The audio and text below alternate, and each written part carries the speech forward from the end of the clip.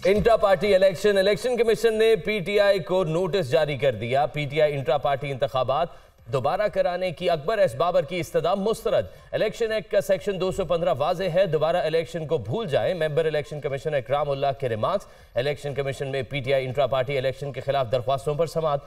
14 दरख्वास्त गुजार election commission के सामने पेश। पहले इलेक्शंस कराने का मौका दिया था, अब नहीं कराए तो उसके असरात होंगे। असरात इलेक्शंस एक्ट के सेक्शन 215 में है।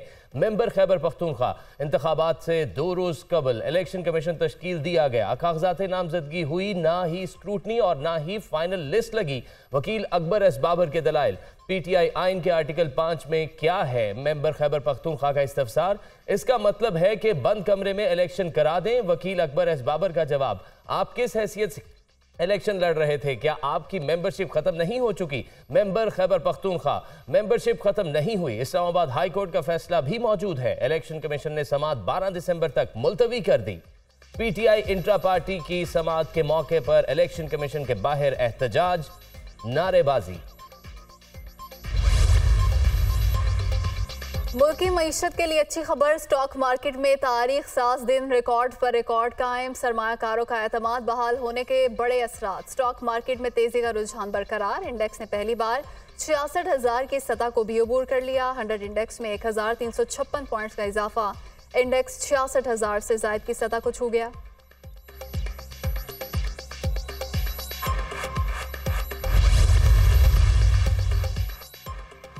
मुल्क की मईशत में बेहतरी के बायस स्टॉक मार्केट में तेजी का रुझान है। स्टॉक मार्केट अपनी तारीख की बुलंद तरीन सतह पर है। IMF के साथ स्टैंड बाय मुआहदे से सरमायाकारों में एतमाद आया। पाकिस्तानी मईशत को मुख्तलिफ चैलेंजेस का सामना है। तमाम स्टेक होल्डर्स ने मिलकर मईशत को दोबारा ट्रैक पर डाला है। मुल्क की मईशत में स्टॉक मार्केट का कलीदी किरदार है। हुकूमत सरमायाकारों को हर मुमकिन सहूलत फराहम करती रहेगी। निगरान वजीर आजम अनवारुल हक काकड़ का पाकिस्तान स्टॉक एक्सचेंज में तकरीब से खिताब।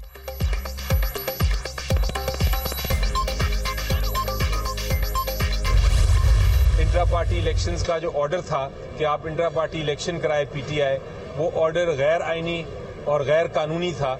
इसलिए हमने फैसला किया था कि हम उसको चैलेंज करेंगे, लेकिन उसके साथ साथ हमने ये भी फैसला किया था कि हम उस फैसले को फिलहाल मानते हुए हम इंट्रा पार्टी इलेक्शंस भी करा देंगे। तो इंट्रा पार्टी इलेक्शंस को हमने करा दिए। अब उसकी जो दूसरी कड़ी है कि वो जो गैर आईनी ऑर्डर था, हमारा हक है कि हम उसको चैलेंज करें, तो हमने उसको चैलेंज कर दिया है और उस केस को भी फुल बेंच, लार्जर बेंच के पास भेज दिया गया है समाअत के लिए। तो अब लार्जर बेंच के पास 3 इलेक्शन कमीशन ऑफ पाकिस्तान के ऑर्डर्स जो हैं वो समाअत के लिए फिक्स्ड होंगे। इंट्रा पार्टी इलेक्शन का ऑर्डर गैर आईनी और गैर कानूनी था, इसलिए चैलेंज किया। फैसले को मानते हुए इलेक्शन कराए, लेकिन चैलेंज करना हमारा हक है। लार्जर बेंच के पास अब 3 ऑर्डर ज़ेर समाअत होंगे। जब नाअहली खत्म होगी तो साबिक चेयरमैन तहरीक इंसाफ दोबारा आएंगे, इलेक्शन भी लड़ेंगे। नाअहली का नोटिफिकेशन गैर आईनी है, इलेक्शन से रोका गया तो चैलेंज करेंगे। बैरिस्टर अली जफर की मीडिया टॉक।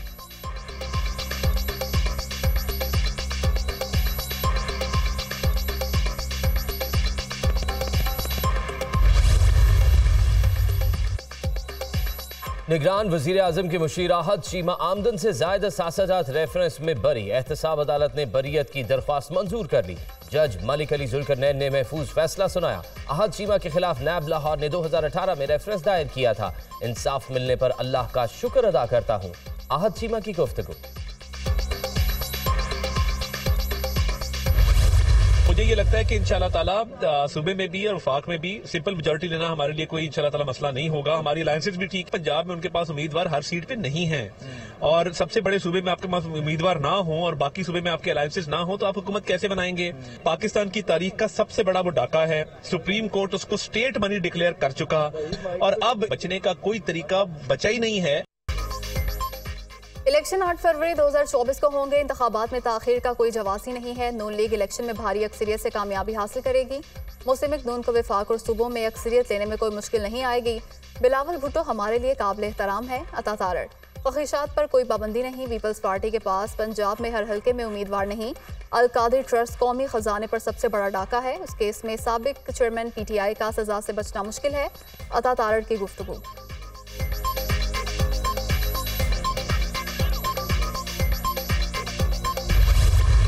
ना ही मुझे अदारों ने कोई ऐसा तंग किया सिवाय इसके कि मैंने 40 दिन का चिल्ला काटा। चिल्ले के बाद मैंने ट्वीट भी कोई नहीं की। इलेक्शन शेड्यूल जिस दिन आ गया उस दिन हम इलेक्शन कैंपेन की इब्तिदा करेंगे। हमारे अदारे हैं और उनका एहतराम मलूज़ खातर रखना है कि हमने सबको साथ लेकर चलना है, अमन से चलना है। मैं बीमार था और मैंने कोई किसी चीज़ में हिस्सा नहीं लिया, न किसी के खिलाफ शहादत दी।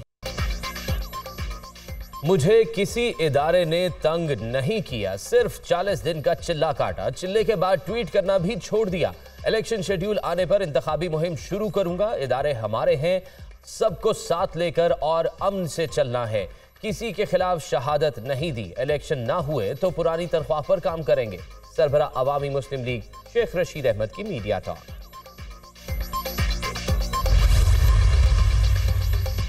पाकिस्तान के हर शहरी को आज़ादी इजहार राय का हक हासिल है। आज़ादी इजहार राय को मुस्बत और तामीरी होना चाहिए। नस्ल परस्ती के सख्त खिलाफ हैं। रियासत में एहतसाब का निज़ाम और कानून पर अमल दरामद का तरीका मौजूद है। गिलगित बल्तिस्तान पाकिस्तान का हिस्सा है और हमेशा रहेगा।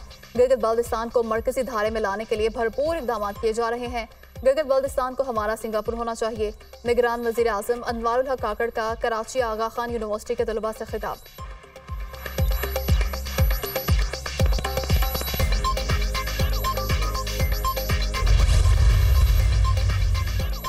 साबिक चेयरमैन पीटीआई की 5 साल के लिए नाअहली के खिलाफ दरख्वास्त पर समाअत। लाहौर हाई कोर्ट के जस्टिस शुजात अली खान ने दरख्वास्त समाअत के लिए लार्जर बेंच को भेज दी। साबिक चेयरमैन पीटीआई की जानिब से बैरिस्टर अली जफर अदालत में पेश। दरख्वास्त के हतमी फैसले तक नाअहली का नोटिफिकेशन मुअत्तल करने की इस्तदा।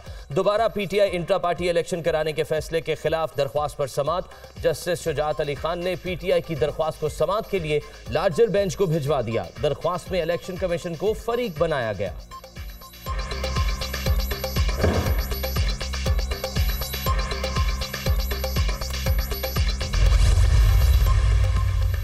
साबिक चेयरमैन पीटीआई और बुशरा बीबी के खिलाफ दौरान इद्दत निकाह का मामला। दरख्वास्त गुजार वकील के इस्तदा पर समाअत पीर तक मुलतवी। सीनियर सिविल जज कुदरतुल्लाह ने समाअत की।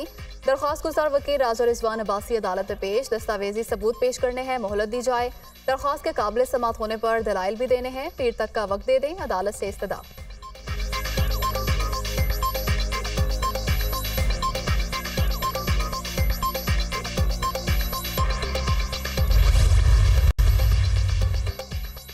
हसास इदारे को लतीफ खोसा और बुशरा बीबी की मुबैना ऑडियो लीक्स की तहकीकात का हुक्म। इस्लामाबाद हाई कोर्ट का मुबैना ऑडियो लीक्स के खिलाफ दरख्वास्त पर समाअत का तहरीरी हुक्म जारी। आइंदा समाअत पर डीजी लॉ पैमरा और डीजी लॉ पीटीए को जाती हैसियत में पेश होने का हुक्म। एफआईए और पीटीए 10 रोज में अपनी रिपोर्ट्स पेश करें। ऑडियो लीक से मुतल्लिक केस के ज़ेरे समाअत होने के दौरान एक और ऑडियो लीक हो जाना परेशान कुन अमर है। ऑडियो लीक्स के अमल से ये तासुर मिलता है कि शायद रियासत के पास लीक्स रोकने की सलाहियत नहीं। सुप्रीम कोर्ट के हालिया फैसले के मुताबिक शहरियों के बुनियादी हुकूक में मुदाखलत साबित हो जाए तो उसके नताइज हैं। तमाम दस्तयाब टेक्नोलॉजीज को बरूए कार लाते हुए पता लगाया जाए कि ऑडियो सबसे पहले किसने लीक की। फैसले का मतन। आम इंतखाबात के लिए उम्मीदवारों की तलाश। नवाज शरीफ की ज़ेर सदारत मुस्लिम लीग नून के पार्लिमानी बोर्ड का 5वां इजलास। शहबाज शरीफ और मरीम नवाज समेत दीगर अहम रहनुमाओं की शिरकत। बहावलपुर और डेरा गाजी खान डिवीजन्स के उम्मीदवारों के इंटरव्यूज। बहावलपुर में मुस्लिम लीग काफ के साथ मुमकिना सीट एडजस्टमेंट के तहत लीगी और इत्तेहादी उम्मीदवारों का फैसला भी मुतवक्किल।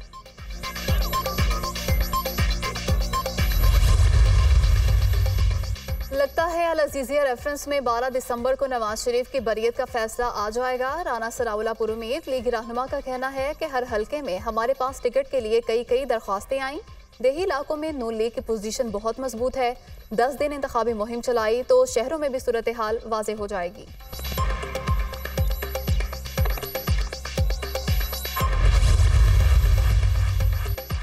पीपी 35 और 39 वजीराबाद और गखड़ मंडी की हल्का बंदियां कलअदम करार। लाहौर हाई कोर्ट में हल्का बंदियां दुरुस्त न करने के खिलाफ दरख्वास्तों पर समाअत। अदालत का इलेक्शन कमीशन को NA 123 और NA 120 की हल्का बंदियों का मामला दोबारा देखने का हुक्म। जस्टिस अली बाकर नजफी ने लाहौर और हाफजाबाद की हल्का बंदियों के खिलाफ दरख्वास्तों पर समाअत की। आजम नजीर तारड़ एडवोकेट ने दलाइल दिए। नून लीगी रहनुमा अता तारड़ भी अदालत में पेश हुए। पाकिस्तान के लिए 70 करोड़ डॉलर कर्ज की अगली किस्त की मंजूरी का इम्कान। IMF के एग्जीक्यूटिव बोर्ड का इजलास 11 जनवरी को होगा। पाकिस्तान को 3 अरब डॉलर के स्टैंड बाय अरेंजमेंट प्रोग्राम के तहत 1.2 अरब डॉलर पहले ही मिल चुके। मजीद 70 करोड़ डॉलर मिलने से जारी करदा रकम 1.9 अरब डॉलर हो जाएगी। 1.1 अरब डॉलर की आखिरी किस्त के लिए दूसरे इक्तिसादी जायजा मुज़ाकरात फरवरी 2024 में मुतवक्किल।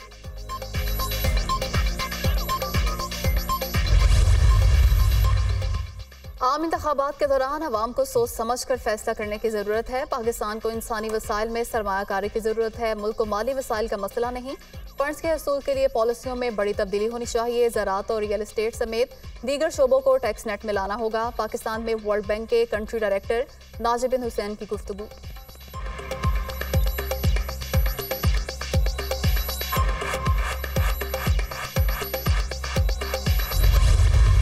जुल्फ़िकार अली भुट्टो फांसी केस में सदारती रेफरेंस 11 साल बाद समाअत के लिए मुकर्रर। चीफ जस्टिस काजी फाइज ईसा की सरबराही में 9 रुकनी लार्जर बेंच 12 दिसंबर को समाअत करेगा। Justice Sardar Tariq Masood, justice Mansoor Ali Shah, justice Yahya Afridi bench का हिस्सा। Justice Aminuddin, justice Jamal Khan Mandokhel, justice Muhammad Ali Mazhar भी शामिल। जस्टिस सैयद हसन अजहर रिजवी और जस्टिस मुसरत हिलाली भी लार्जर बेंच में शामिल होंगे। साबिक सदर आसिफ अली जरदारी ने अप्रैल 2011 में सदारती रेफरेंस सुप्रीम कोर्ट में दायर किया था। सदारती रेफरेंस पर सुप्रीम कोर्ट में अब तक 6 समाअतें हो चुकी हैं। पहली समाअत 2 जनवरी 2012, आखिरी समाअत 12 नवंबर 2012 को हुई थी। पहली 5 समाअतें साबिक चीफ जस्टिस इफ्तिखार अहमद चौधरी की सरबराही में 11 रुकनी लार्जर बेंच ने की। सदारती रेफरेंस पर आखिरी समाअत 9 रुकनी लार्जर बेंच ने की थी।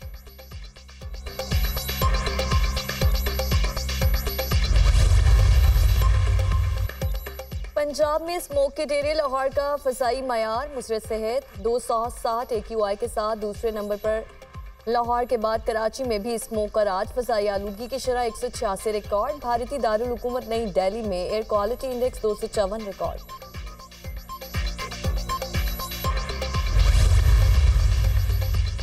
स्मोक के तदारुक के लिए दायर दरखास्तों पर समाअत। लाहौर हाईकोर्ट ने आइंदा समाअत पर ग्रीन प्रोजेक्ट से मुतालिक CBD से रिपोर्ट तलब कर ली। ये बुलंदबाला इमारतें खड़ी कर रहे हैं, कोई ग्रीन प्रोजेक्ट शुरू किया। जस्टिस शाहिद करीम का इस्तफसार। 9 अंडरपासेस की तामीर के बायस ट्रैफिक जैम रहती है। पीर तक मुशावरत करके अदालत को बताएं कब तक अंडरपासेस की तामीर मुकम्मल हो सकती है। अदालत की हिदायत। अदालत की देर तक खुले रहने वाले रेस्टोरेंट्स को 50,000 जुर्माना करने की हिदायत। खिलाफ वर्जी करने वाले जौहर टाउन के कैफे को फौरी सील करने का हुक्म। केस की समाअत पीर तक मुलतवी।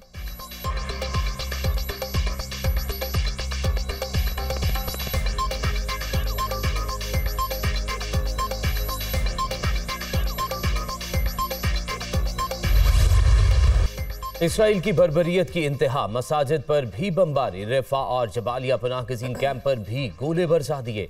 मजीद 350 से जायद फलस्तीनी शहीद, सैकड़ों जख्मी। इसराइली हमलों में शहीद फलस्तीनियों की तादाद 17,177 तक जा पहुंची। 46,000 से जायद अफराद जख्मी।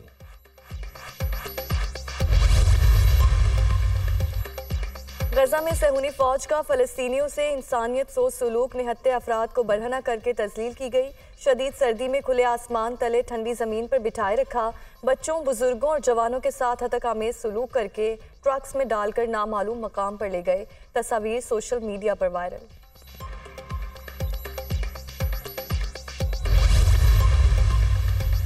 हमास का इसराइल पर कारी वार। झड़प में इसराइल के साबिक आर्मी चीफ का बेटा हलाक। जंगजुओं ने सिहोनी फौज के मेजर को भी जहन्नुम वासिल कर दिया। इसराइल के दोनों फौजी अफसरों को गजा में एक झड़प के दौरान मारा गया।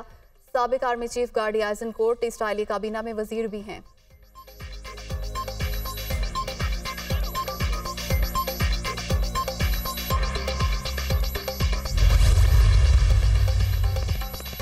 इसराइल को गजा जंग के लिए दोस्त मुल्क 10,000 टन फौजी साजो सामान दे चुके हैं। 7 अक्टूबर से अब तक 200 कार्गो तैयारे मुख्तलिफ ममालिक से हथियार, गोला बारूद और फौजी गाड़ियां लेकर इसराइल पहुंचे। इसराइली वजारत दिफा ने मुल्क में भारी मिकदार में जंगी साजो सामान आने की तस्दीक कर दी। इसराइल की जानिब से जंगी इमदाद फराहम करने वाले ममालिक के नाम जाहिर नहीं किए गए।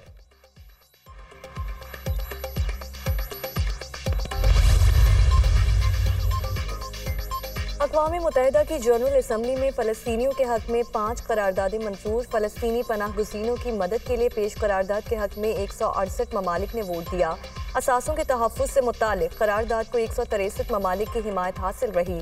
इसराइल की जाबिराना कार्रवाइयों की तहकीकात से मुतालिक करारदाद के लिए वोटिंग के अमल में 75 ममालिक गैर हासिल रहे, जबकि 12 ममालिक ने करारदाद की मुखालिफत की। जनरल असम्बली में यहूदी आबादकार बस्तियों के खिलाफ फ़लस्तीनियों के हक़ में करारदाद भी मंजूर की गई।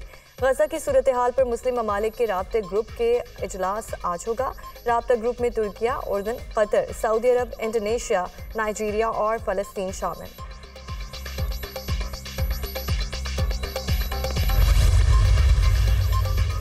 रूसी सदर पुतिन की सऊदी वली अहद से मुलाकात। फ़लस्तीन की सूरत हाल पर तबादला ख्याल किया। गजा में जानी नुकसान पर गहरी तशवीश का इजहार।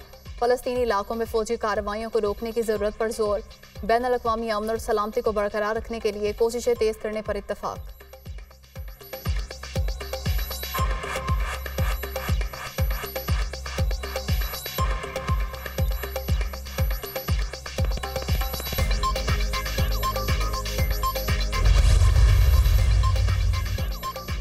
पाकिस्तानी निजात बरतानवी रुकने असम्बली नाज शाह की हुकूमत पर कड़ी तनकीद। कहती हैं कि इस्लामोफोबिया बढ़ने के बाद बरतानवी मुसलमान मुल्क छोड़ने का सोच रहे हैं। लोग बच्चों के मुस्तकबिल से परेशान हैं। साहिब हैसियत बरतानवी मुसलमान मुल्क छोड़कर जा रहे हैं। मुसलमानों पर हमले के एदाद शुमार चीख चीख कर खतरे की घंटी बजा रहे हैं, मगर हुकूमत इस्लामोफोबिया को तस्लीम करने पर भी तैयार नहीं है। बरतानवी रुकने असम्बली नाज शाह का पार्लियामेंट में खिताब।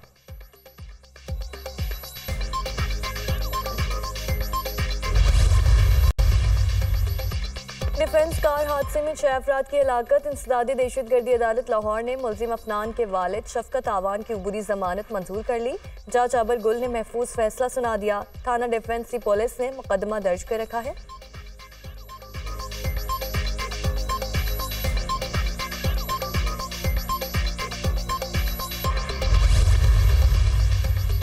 गैर कानूनी अफगान बाशिंदों की वतन वापसी का सिलसिला जारी। पाकिस्तान से अब तक गैर कानूनी तौर पर मुकीम 4,16,925 अफगान बाशिंदों की वतन वापसी।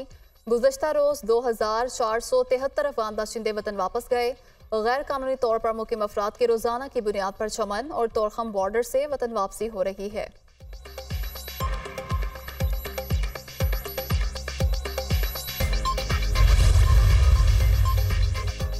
कुरान पाक की बेहुरमती के खिलाफ मुस्लिम उम्मा का एहतजाज रंग ले आया। डेनमार्क के पार्लियामेंट ने कुरान पाक की बेहुरमती को जुर्म करार दे दिया। डेनमार्क के पार्लियामेंट में तवील बहस के बाद मुकद्दस किताबों की बेहुरमती के खिलाफ बिल मंजूर।